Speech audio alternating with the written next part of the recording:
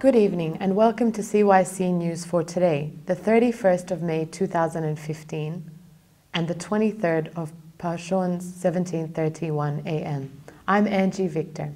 In today's headlines, His Holiness Pope Tawadros II concludes his European visit and is back in Egypt.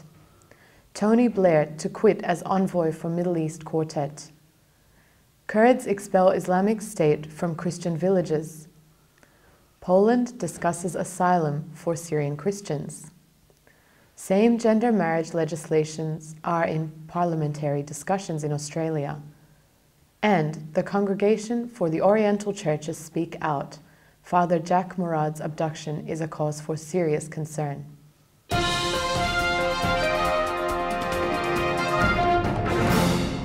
After visiting the Netherlands, Italy, and Austria, His Holiness Pope Tawadros II is back in Egypt. On Thursday, the 21st of May, His Holiness held a conference for the bishops of diaspora. It was the first time to hold such a conference, being the occasion of the passing of 50 years since the establishment of the service of the Coptic Orthodox Church in the diaspora. The aim of the conference was to coordinate with the new extensions of the Church all over the world. In more papacy news, last Sunday, His Holiness enthroned 6 bishops as general bishops for different regions in Egypt and outside of Egypt. He enthroned His Grace Bishop Luke as General Bishop of Southern France, His Grace Bishop Eklimendos as General Bishop of Eastern Canada, and His Grace Bishop Mark as the General Bishop of the France Diocese. Former British Prime Minister Tony Blair is quitting as the Mideast envoy for the international group that has been working to achieve a settlement of the Israeli-Palestinian conflict, his office confirmed on Wednesday. Blair wrote to UN Secretary General Ban Ki-moon to say he will step down next month from the post with the Quartet, a grouping of the United States, Russia, the United Nations, and the European Union.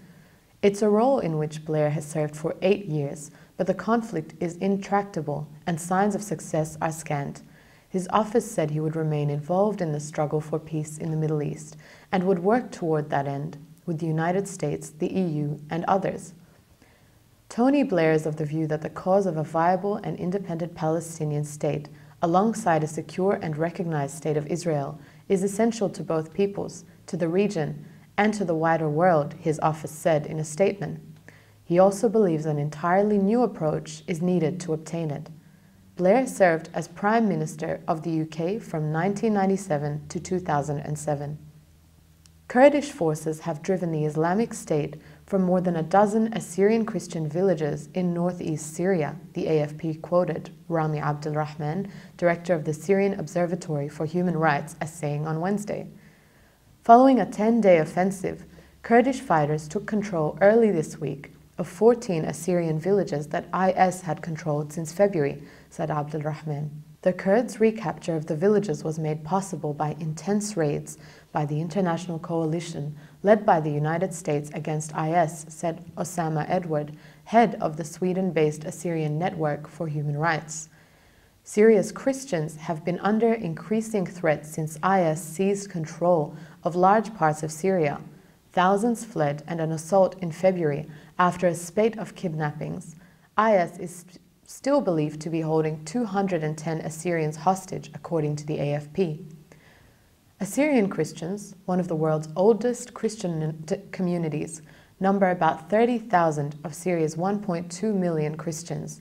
They mostly live in 35 villages in Hasakeh, all of which are now held by either Kurdish or regime forces. This year, Lebanon and Armenia share the same human tragedy of murder, slaughter, and displacement and starvation, said Lebanese Foreign Minister Gebran Bassil earlier this week during a press conference with his Armenian counterpart, Edward Nalbandian.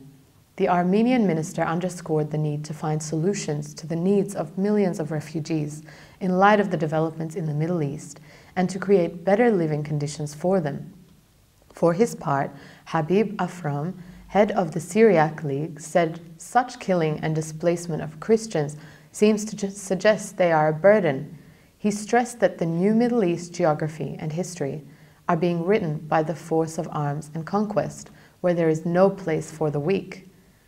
In a meeting with Assyrian Archbishop of Australia, New Zealand, and Lebanon, His Beatitude Mar Melia at his headquarters in the city of Al-Fanar in Lebanon, Ephraim added, "It is true that the attack is barbaric and that we have no friends in the West or the East, but we will not give up." The majority of Christians in the Nineveh plain are sticking to their land and do not wish to immigrate, said His Grace Bishop Mikhail el-Makdesi of the Al-Kish Diocese in Iraq's Nineveh plain. Speaking to Al-Sumaria News on Wednesday, His Grace added that emigration has caused significant damage to Christians over the past years. The exodus of Christians from Iraq is still ongoing, but the majority of Christians in the Nineveh plain are still sticking to the land of their fathers and grandfathers, Bishop Makdesi said.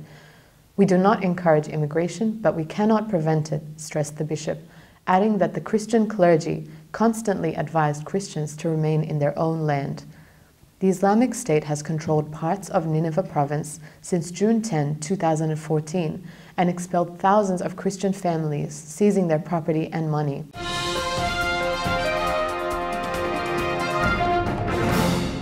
Members of Poland's Interior Ministry, Foreign Ministry, and Office for Foreigners met to discuss the prospect of giving asylum to about 1,500 Syrian Christians, Polish radio reported on Tuesday.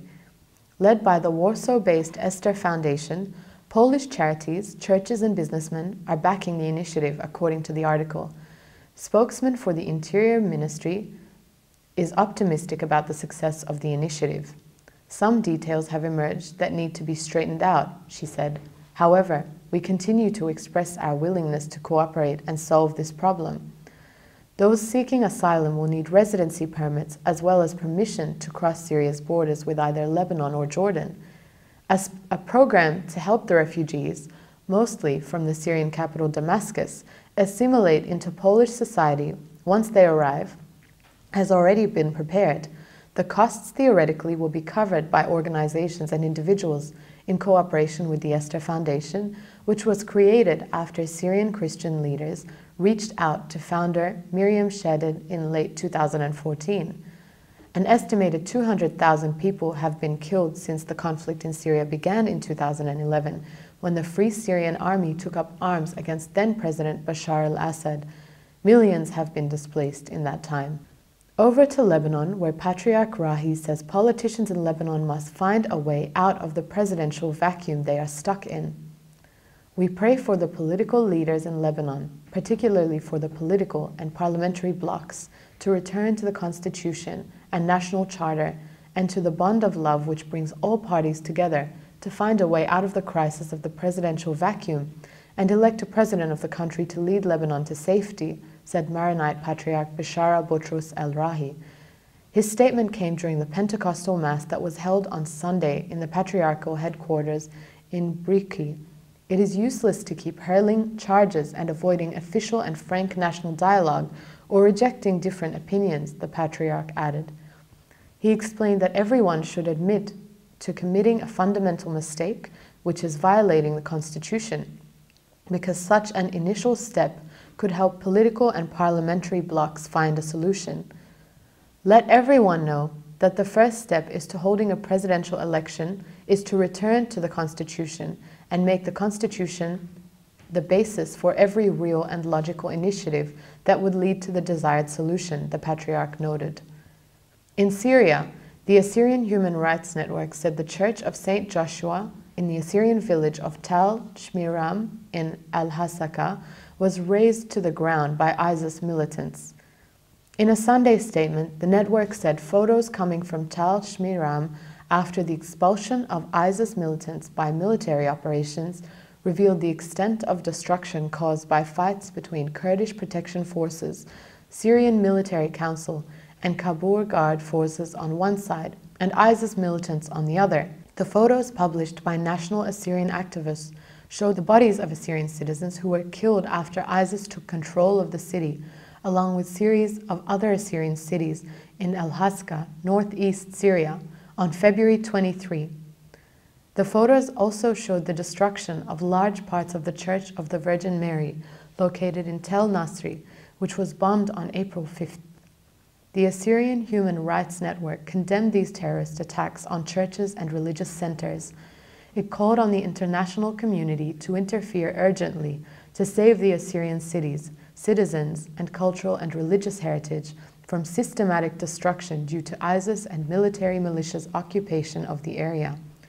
It also called for freeing the Assyrians kidnapped by ISIS and for helping the displaced to return to their homes. Over to Australia, where discussions about same-gender marriages are currently being discussed, according to the Sydney Morning Herald. Earlier in the week, the Prime Minister of Australia, Mr. Tony Abbott, set out the conditions for a conscience vote for Liberal MPs, declaring that if our Parliament were to make a big decision on a matter such as this, I want it to be owned by the Parliament and not by any particular party. Senator Hanson Young, who has argued for same-gender marriages to be legal in Australia since entering the Parliament in 2008, said the Greens were keen to co-sponsor a marriage equality bill, but would stand aside and allow Labor and the Liberals to take carriage of it if necessary. We listened very carefully to the Prime Minister's concerns, she said. The only way to achieve marriage equality this year is by ensuring that everyone has ownership of it and everybody is willing to work together.